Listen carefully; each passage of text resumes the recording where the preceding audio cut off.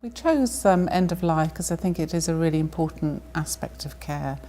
As a board, we had worked on our quality accounts, which is a document for the public predominantly to think about what areas of care they would like to see improved. And end of life came out as important for them. And in fact, as a board, we were really committed to improving that part of care, which is often quite a challenging area to talk about in an acute hospital. The aim of the Conversation Project is to be sure to meet patients' and families' needs at end of life. If we don't recognise that the patient is entering maybe the last weeks, months of life, then we're not able to act appropriately, to have the necessary conversations, to involve the patient and family in their plan of care. One of our biggest achievements is raising awareness around what's important in end-of-life care, about early identifying and about being appropriate in our management. I think one of the challenges is that this isn't easy work, that having conversations with patients and families at that point isn't for every staff member, is not something you just pick up and do. Death is the sort of the last taboo, really, and people aren't really prepared to talk about it. And I think that I recognised, and we recognised as a team, that as clinicians, we often don't recognise when people are dying, and in so doing we don't have good conversations at the end of life to prepare people for the fact that they are dying and to act more appropriately in their care as a result of that. I think we can be too interventional because we don't recognise that people are in their dying phase, and so oftentimes we can do unnecessary things that detract away from comfort and dignity. And so I think because of that, I think it was important that we recognised that and we tried to engage with the patients and their carers and the relatives so that we could establish a good pathway of care for them. The steering group were a focus group of clinicians who had a very clear sense of what we wanted to achieve early on. We recognised that staff felt more comfortable once the patient was dying. They knew what care they needed to deliver at that point. However, the bit prior to diagnosing the dying was the bit that we felt we needed to concentrate on. Well, initially we were just working on one ward, and then after time we spread that out to 5 other wards. And between us we found out when the wards had their whiteboard meetings, when it was a multidisciplinary approach, when all of the team would stand and discuss all of the patients one by one at the whiteboard. And Rachel and I, between us, either attended these whiteboard meetings together or separately. And it was at these meetings that conversations were encouraged.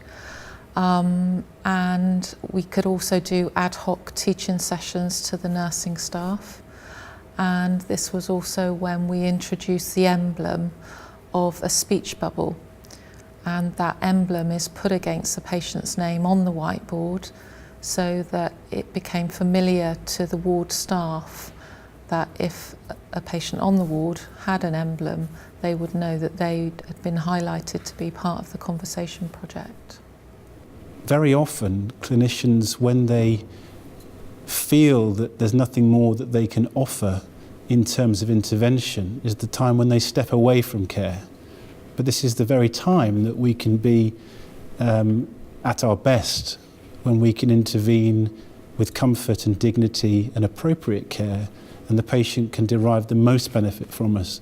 I think the way the Conversation Project's really helped me particularly is that even if I feel it's not a place that I'm comfortable to go to explore end-of-life care with my patients, that I have other colleagues that I can have that conversation with, and together we can help the patient find their way through.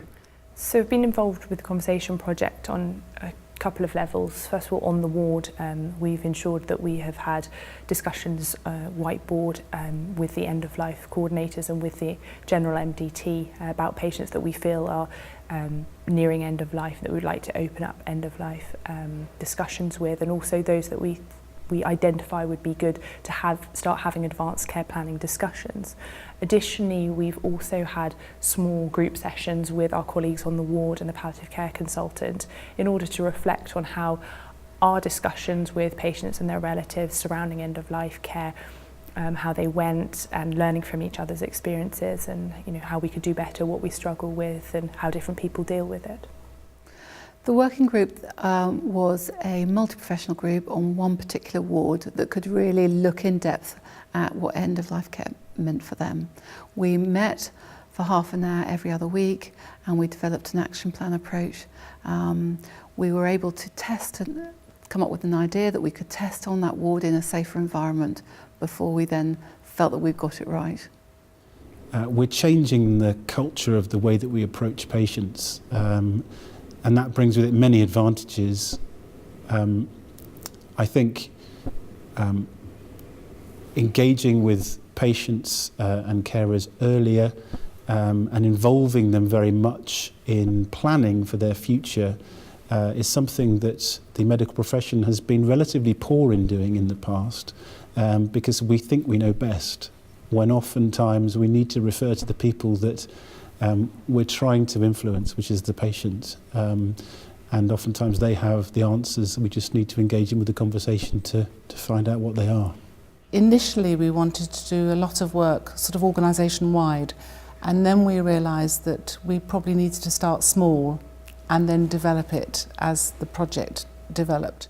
I think the main achievements is about raising an awareness around end-of-life care, recognising that it needs a multidisciplinary approach, about the importance of earlier identifying end-of-life care and the importance attached to communication.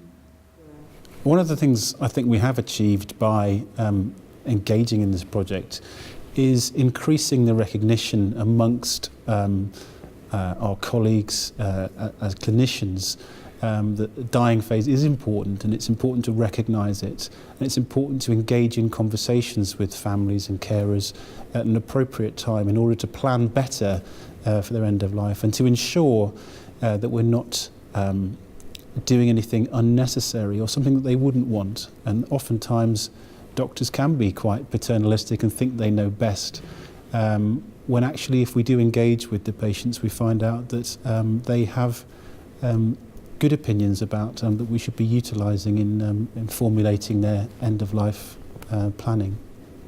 The biggest challenge we faced in the Conversation project was asking staff to get involved in conversations with patients and families around their end-of-life care. We readily accepted that this wasn't for every member of staff, because they wouldn't all feel comfortable with having those conversations. But what we were asking staff to do was to recognise that when patients may be in that approaching end-of-life care phase, and then seeking out the right clinician to have those conversations that were really important to be had. I think in terms of future plans, it is a journey. I think we recognise as a board that you can never complete pieces of work of this sort of scale. But I think we want the work to continue. We want to see it spread across the whole hospital. And we'd also like to extend it more into the community, working with our partners in the community as well.